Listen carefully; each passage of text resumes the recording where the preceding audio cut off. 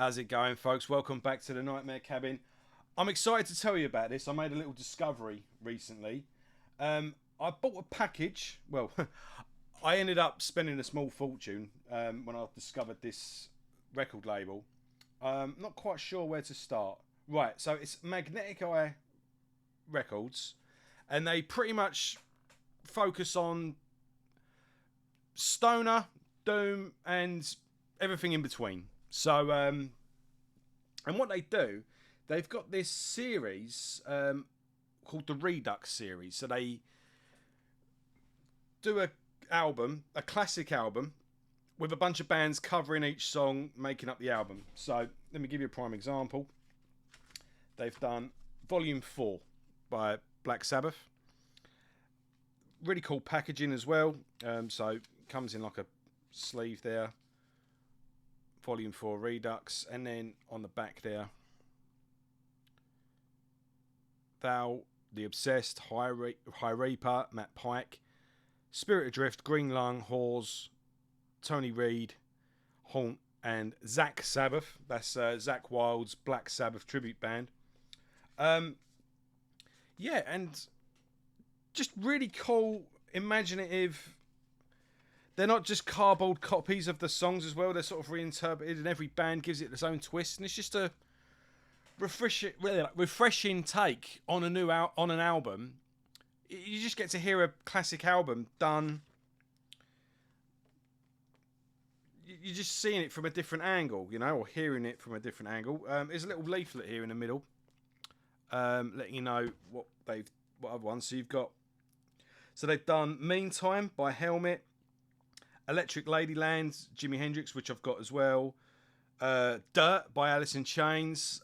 They've just done Super Unknown by Soundgarden. They did Back in Black by AC/DC.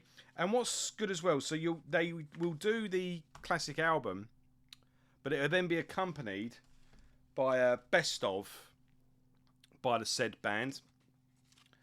So yeah, a bunch of other bands covering other songs. That's cool artwork. And I'll tell you one thing, these are much, much better, 10 times better than the Nativity in Black Volume 1 and 2, which was basically just a load of Kerrang bands. I did get them, and well, I had mixed results. It weren't all bad, but these are much, much better. So you'll get yeah, Volume 4 covered by other people were Redux, and then Best of Black Sabbath. I also picked up Electric Ladyland, Jimi Hendrix. Again, you got Child, Elephant Tree, Woe Fat, Stub, Rosie Finch, Geezer, and Woe Fat again. And all these bands as well, from what I can tell, most of the bands anyway, are signed to Magnetic Eye. So if you do like the sound of any of the bands, carry on looking at the label, because those bands' albums are going to be on there as well. And yeah, if that don't get you into checking out a label, really cool artwork on all of them as well. Like, they're really well put together. And yeah, I mean, look, some of the results are mixed. Some covers I could have done without, but like this one, for example, Dirt, Alice in Chains, Dirt. The artwork is fantastic. And let's have a look inside here. Yeah. Anything else in here? Nah. The opening cover by Val of Them Bones, I could kind of live without. And there was a couple here I was like, I'm not too sure about that one actually. But the good far outweighed the bad. Definitely. Yeah. To the point where I still felt the need to get it. But yeah, like I said, they've done The Wall by Pink Floyd, and then it'll be the Best of Pink Floyd as well. The Back in Black by AC/DC, they've got the Best of AC/DC. Super Unknown by Soundgarden. I'm trying to think. Meantime, Helmet. I think that's it so far. But yeah, really cool label. I would also have picked up on there. It's just the same label. Zach Sabbath. So Zach Wild's Black Sabbath tribute bands, complete re-recording of the first Black Sabbath album, which I've never heard, but I thought I might as well pick it up.